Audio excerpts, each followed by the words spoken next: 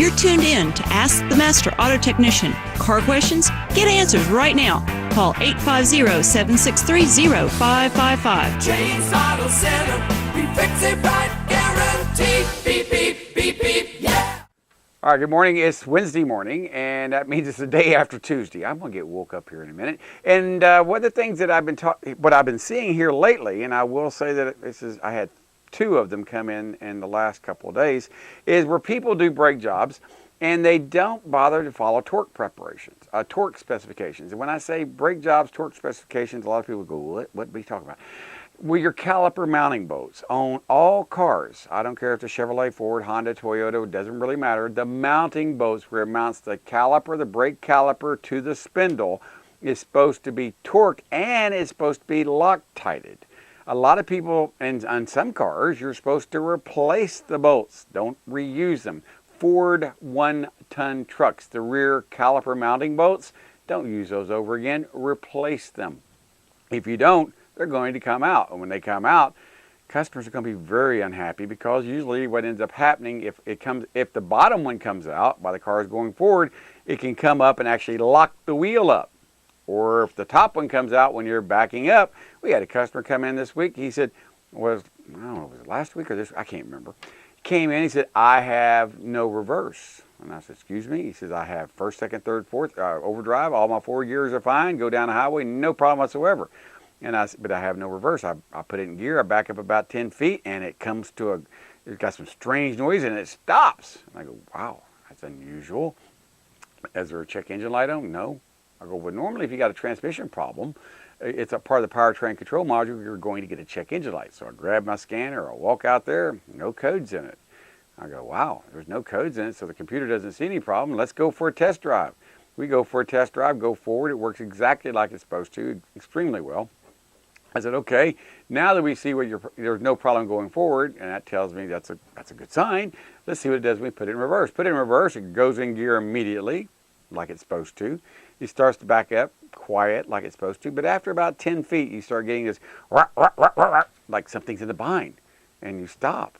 I go, sir, whatever that is, I don't know, but it doesn't sound like a transmission. It sounds like something's in a bind. Well, sure enough, the top caliper bolt had come loose, and so when you back up, it would take the caliper and it would lock it against the wheel. And I said, okay, that's unusual, but it does happen, you know. So I told the customer, I said, have you had a brake job done on it? Well, yeah, they did something to it. Well, they did a pad slap on it. And I do have the rotor, which is right here. I'm going to show this right here. I think I can. I think you can see this rotor. You see the little spots on it? Looks like they're, I don't know how to describe these. They look like, I would call it, there we go, be careful on that. There we go. There we go. This right here is what we call a brake torque variation, where you see where the it looks like, well, I used to call them hot spots. And what it actually is where the pad is actually embedded into the rotor. And that is what, excuse me, let me put this back. That pad being embedded into the rotor makes the rotor thicker and thinner. I have my dog in the background. Buddy wants to be part of the show. There you go. Thank you, Anna Marie. It wants to be thicker. It's thicker and thinner in place. It's not smooth. It's actually that's that vibration you get when you push your brake pedal down.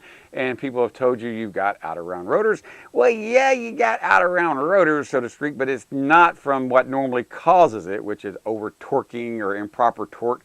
What causes this is where the pads are not designed for the rotors, and they're either harder than the rotor or whatever the case may be, but they're not designed to work with those rotors. And that's what ends up happening. The pad actually goes into the rotor, which is actually causing it to be thicker and thinner. And you can't cut that out. I had people say, well, can't you cut that out? All they would do is just bounce over. It's like a hot spot. And a hot spot on a car, on a rotor or on a flywheel, you're supposed to grind them out. You can't cut them out. It's actually gotten harder. If it's a hot spot, it's actually harder, and the cutting blade just bounces over the top. And matter of fact, it's cost more labor-wise to turn a rotor than it does to replace a rotor.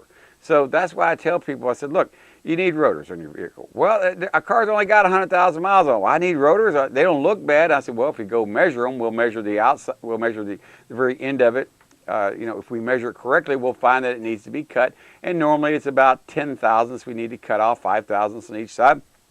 So there's 10 thousandths right there. We're measuring it. It's right at the minimum thickness right now, at the best part. If we cut the rotor, it's going to be below the minimum thickness. And if anything happens to the rotor or breaks because of that, I can be held liable. And for liability reasons, it's an hour to turn a rotor. And for a little bit more, in labor-wise, you can replace a rotor and have one with a warranty that's made for the pads. Because if you get, say you got General Motors rotors, they're from General Motors, and you get pads from XYZ parts store, they may not be compatible. That's right, they may not be compatible with that rotor. So one of the things that I recommend, if you're going to just do a pad slap, yeah, that's right, you people out there that are just going to do a pad slap, not change rotors, at least put the original equipment pads back on the vehicle. That doesn't mean go down to XYZ parts store and buy the cheapest pad you can for $29.95. No, that means going to the GM dealership or the Ford dealership or the Toyota dealership or whoever it is and make sure you get the right pads to match the rotors. These pads right here were not from General Motors. These pads right here came from XYZ parts store.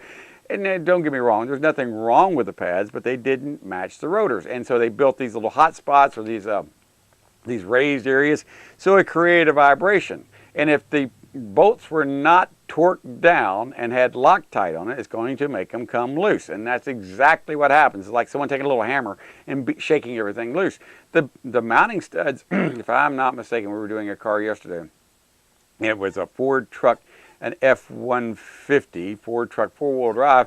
And the front mounting bolts hardware, just to mount the bracket caliper down, was 175 foot-pounds. My guy looked at it and said, wow, that's a lot. And I said, yep, how many people you know that in this business that actually follow the torque specs? He says, I never did till I came here. And I said, well, the reason is because we weren't taught to do that. We were just taught to put them on tight and not worry about it. But things have changed. Back then we didn't have composite rotors. Now we have composite rotors. Back then we had rotors that weighed 25, 30 pounds. They don't weigh that much anymore. They're very lightweight.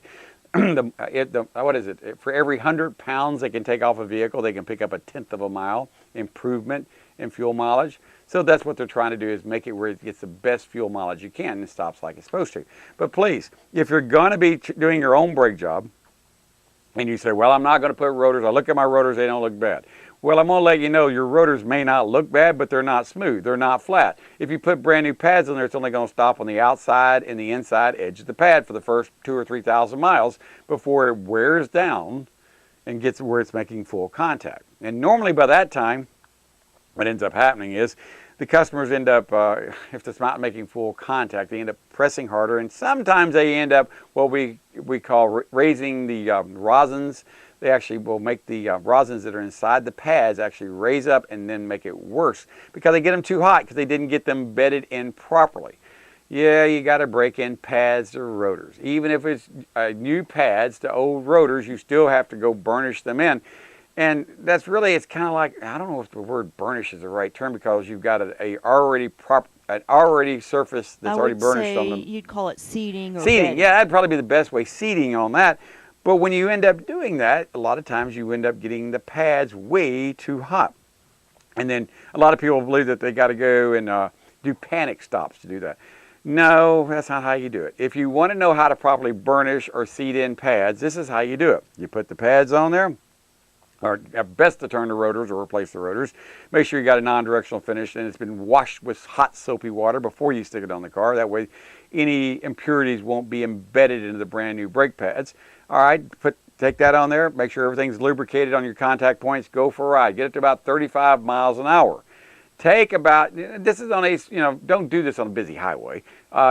Residential neighborhood, do about 35 miles an hour and slowly apply the brakes. Very gently apply the brakes and let them, if it takes you a block to slow down to 20 miles an hour, that's fine. But I want you to slow down to about 20 miles an hour, go to 35, then slow down to about 20, very slowly. Do that, go up to 35 miles an hour, slow down to about 20. Do that about 10 times. And you go, wow, I've never done that before. What will that do? Well, what that's going to do is going to allow the pads to seat and to cool down as you slowly do this. You don't want to get them so hot that they start smoking. When I first went in this business, that's what they taught me to do. Take the car out there and drive it really, really hard. Do a bunch of panic stops on it, and that'll seat the pads. No, only thing that does, it raises the resonance to the surface of the pad, and they act like little phonograph needles and make the pad scream after you give it to the customer. 2 months later, they're coming back going, my brakes make noise when I hit brakes. That's the biggest complaint we get from customers about brakes. Not that they don't stop, not that the pedal goes to the floor, the brakes make noise. The second biggest complaint is I get a vibration when I hit my brakes. The third biggest complaint is my pedal goes to the floor or it's hard to stop. But the first number one complaint from customers about brakes is noise. So why do we put brakes together that make noise? Well, I don't. I try to put brakes together that don't make noise. And that's why to do a brake job right, it's more involved than throwing pads on there. It's more involved than just one or two things. It's replacing the hardware, the hardware that hold the pads in there. It's lubricating any of the rubber parts that are actually that hold the caliper slides, lubricating the caliper slides. It's lubricating the contact points of where the pads actually make contact with the bracket that actually holds the the pads in place, where when they vibrate, they don't make that high-pitched noise like, fingernails on a chalkboard.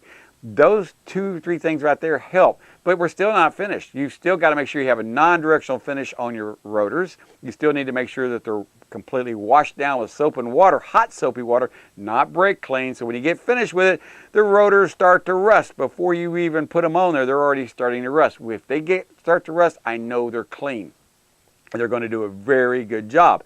Putting rotors on there right out of the box from the parts store, the open invitation to have nothing but headaches on your brakes. So if you get your brakes from a shop and they put brand new rotors on there, and you notice that, well, get in the car, you look down there and you can see through your wheels, the rotors look brand new. That's great, but if they're not starting to show signs of rust on the edges, then they didn't wash them, and you may get noise. Not saying you will, but you may get noise. And make sure that and bleed the brakes every 2 years, every 30,000 miles, brake fluid needs to be changed. It should be checked on a regular basis, at least once a year. We check them twice a year, most cars, every time they come in for an oil change. But you want the boiling point of your brake fluid above 350 degrees Fahrenheit. You go, wow, why is that? Well, your brakes operate around 600 to 700 degrees Fahrenheit in normal operating conditions. I'm not talking about a race car. I'm just talking about stop and go driving, taking the kids to school. There's between 600 and 700 degrees, maybe a little more, depending on how much stopping you have to do. And they get hot. Well, that heat transfers into the calipers, and guess what's inside the brake calipers? There is brake fluid. And the brake fluid could be absorbed moisture. It could be because that's where all the water comes in. It kind of goes down to the lowest point where all the rust and gunge is, and it will start to boil. And you may notice that your pedal seems a little mushy. It'll stop the car, but it takes more effort. That's because you're compressing air that's boiling. Once the car cools down and the car sits for a while, the pedal gets back to normal again. And that can be avoided. These problems can be avoided. Brakes can last longer. A lot of things can be avoided by doing it right the first time. Changing your fluid, having your brakes inspected and cleaned and adjusted on a regular basis. Like every 30,000 miles, which the manufacturer recommends to clean, adjust, and lubricate contact points on calipers, on rear pads. If you'll do that, your brakes will last you. I got some customers get 75 to 100,000 miles on Chevrolet trucks, which is hard to believe, or Ford trucks, because they do it right. Hey, this is James Morris. Give us a call, 850-763-0555. I believe Karen Schoen may be calling in a minute. We'll be right back. James Auto Center, we fix it right.